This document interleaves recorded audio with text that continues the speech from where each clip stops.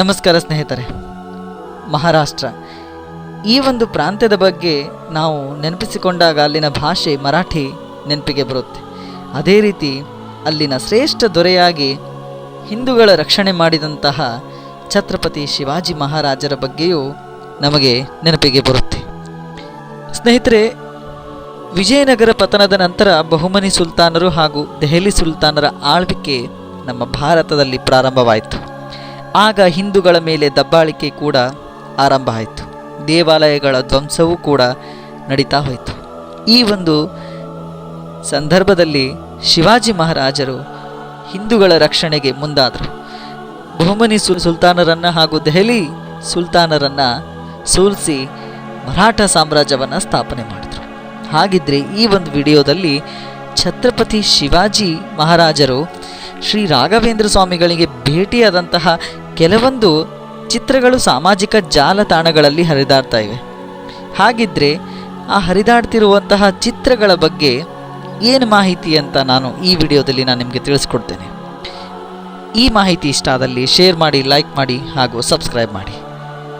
ಸ್ನೇಹಿತರೆ, ಕೊಲ್ಲಾಪುರ ಕ್ಷೇತ್ರ ಕಾರ್ಯಕ್ಷೇತ್ರವಾಗಿತ್ತು, ಮರಾಠರ ಕಾರ್ಯಕ್ಷೇತ್ರವಾಗಿತ್ತು. ಈ ಒಂದು ಸಂದರ್ಭದಲ್ಲಿ ಶ್ರೀ ರಾಘವೇಂದ್ರ ಸ್ವಾಮಿಗಳು ಚಾತುರ್ಮಾಸ್ಯದ ಒಂದು ಕಾರ್ಯಕ್ರಮವನ್ನು ಕೊಲ್ಲಾಪುರ ಮಹಾಲಕ್ಷ್ಮಿಯ ಸನ್ನಿಧಿಯಲ್ಲಿ ಹಮ್ಮಿಕೊಂಡಿದ್ದರು. ಅಲ್ಲೇ ದರ್ಶನ ಹಾಗೂ ಪ್ರವಚನಗಳನ್ನು ನೀಡ್ತಾ ಇದ್ದರು. ಈ ವಿಷಯ ಶಿವಾಜಿಯ ಬಲಗೈ ಭಂಟರೆಂದೇ ಕರೆಯುವ ನಾರುಪಂತರಿಗೆ ಗೊತ್ತಾಯಿತು. ಶ್ರೀ ರಾಘವೇಂದ್ರ ಸ್ವಾಮಿಗಳು ಇಲ್ಲಿಗೆ ಬಂದಿದ್ದಾರೆ ಅನ್ನೋ ವಿಷಯ ಗೊತ್ತಾಯಿತು. ಅವರ ಮಹಿಮೆ, ಅವರ ಪವಾಡಗಳು ಎಲ್ಲವೂ ಕೂಡ ಜನರಿಗೆ ತಿಳಿತಾ ಹೋಯಿತು. ಈ ಒಂದು ನಾರುಪಂತರು ಶಿವಾಜಿಯವರಿಗೆ ಶ್ರೀ ರಾಘವೇಂದ್ರ ಸ್ವಾಮಿಗಳ ಮಹಿಮೆಯನ್ನು ತಿಳಿಸ್ತಾರೆ. ಹಾಗಿದ್ರೆ ನೀವು ಕೂಡ ಹೋಗಿ ಭೇಟಿಯಾಗ್ಬೋದು ಮಹಾರಾಜರೇ ಅಂತ ಕೇಳ್ತಾರೆ. ಅದೇ ರೀತಿ ಶಿವಾಜಿಯು ಕೂಡ ಶ್ರೀ ರಾಘವೇಂದ್ರ ಸ್ವಾಮಿಗಳ ಭೇಟಿಗೆ ದರ್ಶನ ಪಡೆಯೋಕ್ಕಂತ ಹೋಗ್ತಾರೆ.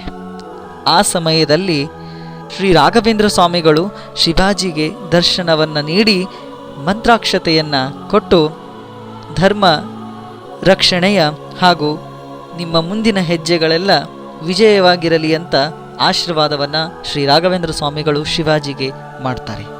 ಇದಾದ ನಂತರ ಶಿವಾಜಿಯು ತಮ್ಮ ಆಸ್ಥಾನಕ್ಕೆ ನೀವು ಬಂದು ಭೇಟಿ ನೀಡಿ ನಮ್ಮನ್ನು ಪಾವನರಾಗಿ ಮಾಡಬೇಕು ಅಂತ ಕೇಳಿದಾಗ ಅದೇ ರೀತಿ ಶ್ರೀ ರಾಘವೇಂದ್ರ ಸ್ವಾಮಿಗಳು ಶಿವಾಜಿಯ ಅರಮನೆಗೆ ಭೇಟಿ ನೀಡಿ ಪಾದಪೂಜೆಯನ್ನು ಶಿವಾಜಿಯು ನೆರವೇರಿಸುವುದಕ್ಕೆ ಅವಕಾಶವನ್ನು ಮಾಡಿಕೊಡ್ತಾರೆ.